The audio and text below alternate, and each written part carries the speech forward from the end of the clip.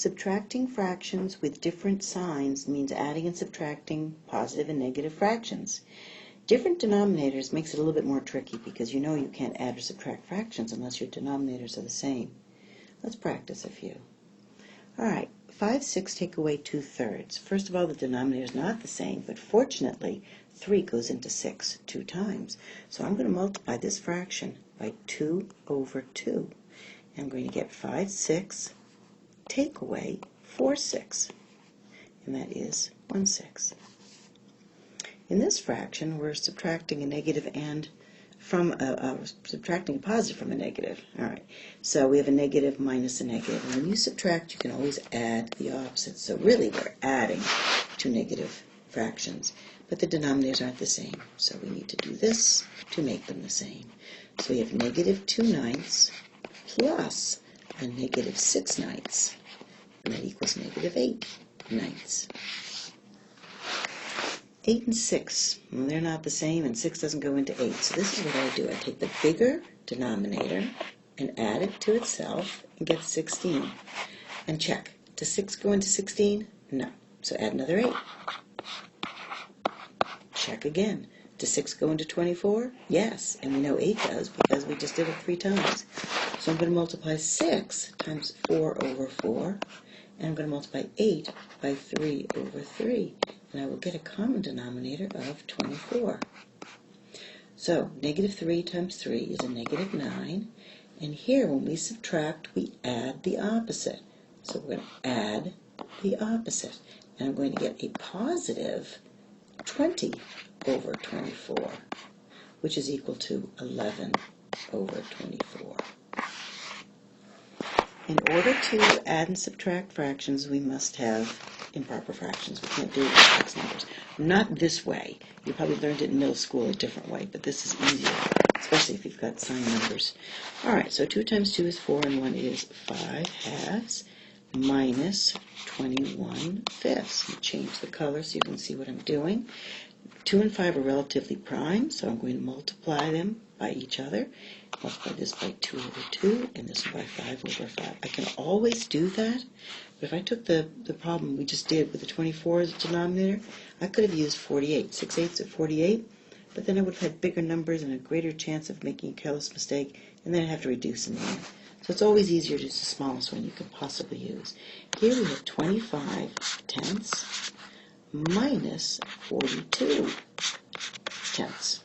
And when we combine those, remember we add the opposite, and we're going to end up with a negative, let's say, negative 17. Can't do that too quickly here. So, negative 17/10, and that's the correct answer. All right. Here, do the same thing.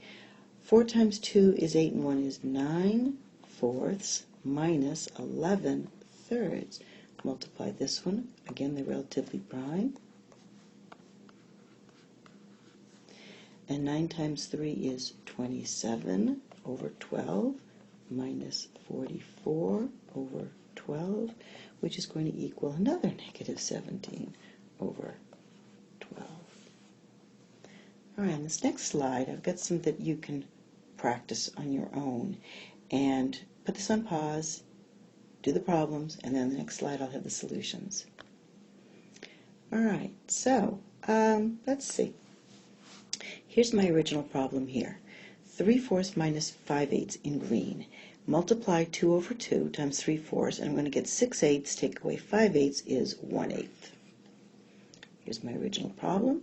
2/3, when I subtract, I add the opposite.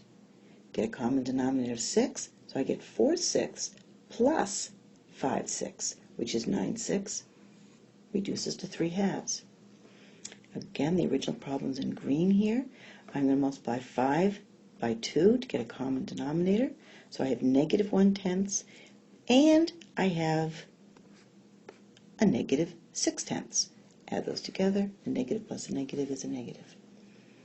Here I have, let's see, 6 doesn't go into 9, so I'm going to have to multiply 9 times 2 over 2 and 6 times 3 over 3. Again, do the same thing. Take 9 and 9 and add it, and then check, does 6 go into 18? Yes. If so, that's your common denominator. And we're going to get negative 4 plus 3/18, which is going to be negative 1/18. Change these to improper fractions. This was the original problem. Turn them into improper fractions, like so. And I get a common denominator of 20. And 5 times 13 is 65. And we're subtracting, so we're going to add the opposite, a negative 44. 21 over 20. Mixed number, a negative plus a negative will be, oops, a negative. I just noticed that. That should be a negative 37. Let's do the problem out, however. We have negative 3/2 plus a negative 14/3. Multiply by 3 over 3 and 2 over 2 to get a common denominator of 6. Negative 9/6 plus negative 28/6 is negative 37/6 with a negative. Hope you see that. All right, how did you do? This workforce product was funded by a grant awarded by the United States Department of Labor's Employment and Training Administration. The product was created by the grantee and does not necessarily reflect the official position of the U.S. Department of Labor.